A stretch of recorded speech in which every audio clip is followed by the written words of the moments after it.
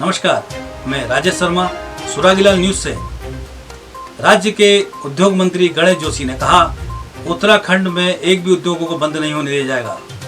पहाड़ से युवाओं का पलायन रोकना उनके सरकार की प्राथमिकता है। 20 दिन के भीतर लग सकेंगे अब नए उद्योग। उन्होंने कहा, नए उद्योगों के लिए लागू होगी सिंगल विंडो सिस्टम। औद्योगिक विकास को लेकर धामी सरकार गंभीर।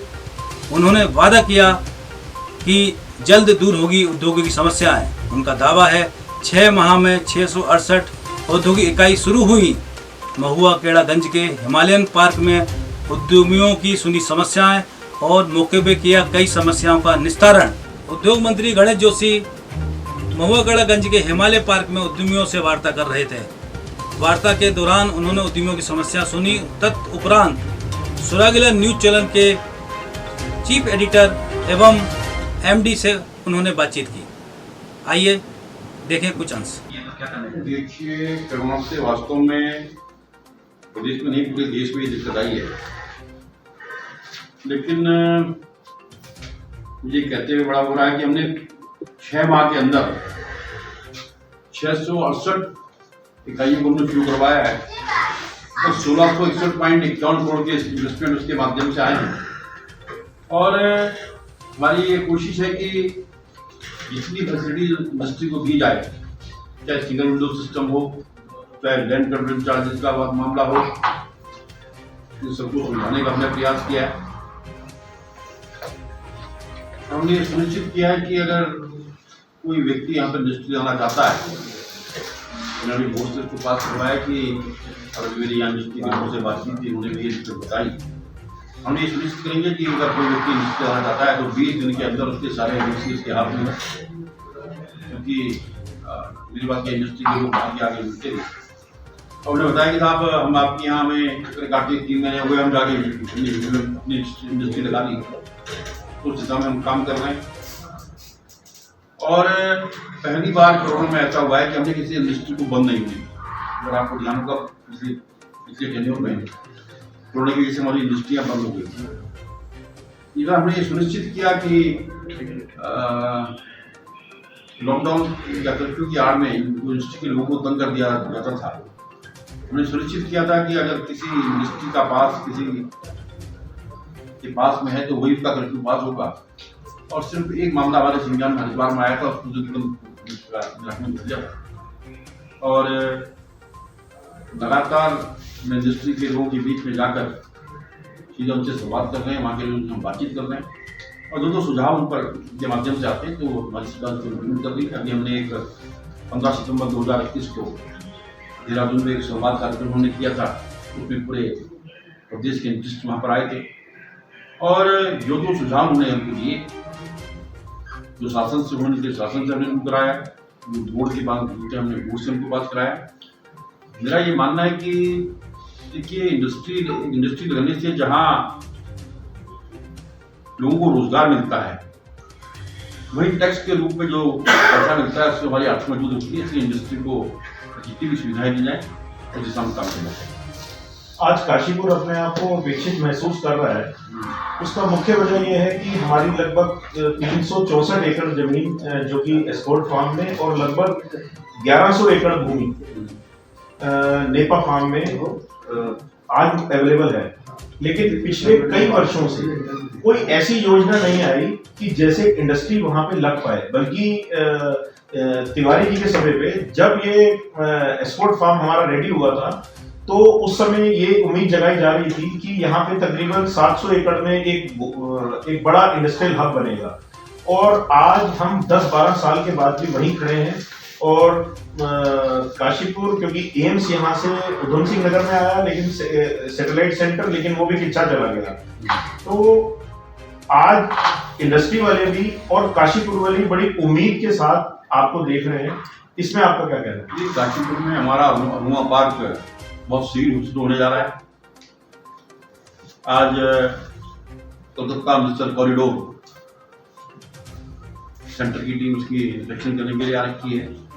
मेरी पूरी कोशिश है कि अधिक से अधिक लाभदायक सेंटर से हम ले सकें और अरोमा पार्क शुरू होने के बाद और ये कॉरिडोर होने के बाद निश्चित ही जो पलायन एक हमारी बहुत बड़ी समस्या है। पलायन भी रुकेगा और यहाँ के लोगों रुकेगा।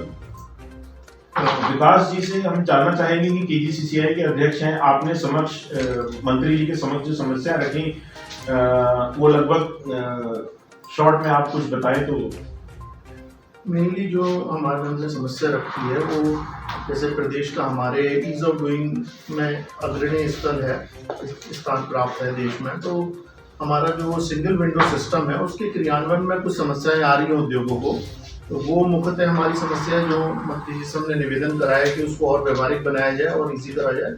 इसके अलावा जो एक केंद्र सरकार की इंडस्ट्रियल डेवलपमेंट स्कीम है उसकी समय अवधि 31 मार्च 2022 को खत्म हो रही है। कोरोना की वजह से 2 साल इंडस्ट्री के कोरोना में बेकार हो गए। जो उद्योग लग रहे थे वो अपने को पूरा प्रोडक्शन में नहीं ला पाए या नए उद्योग उसकी वजह से नहीं आ पाए। तो मंत्री जी से हमने निवेदन कराया कि केंद्र सरकार से माननीय मंत्री जी के माध्यम से अगर थोड़ा उसको फॉलोअप करा जाएगा तो वो निश्चित तौर पर जो है स्कीम 5 साल के लिए बढ़ाई जा सकती है।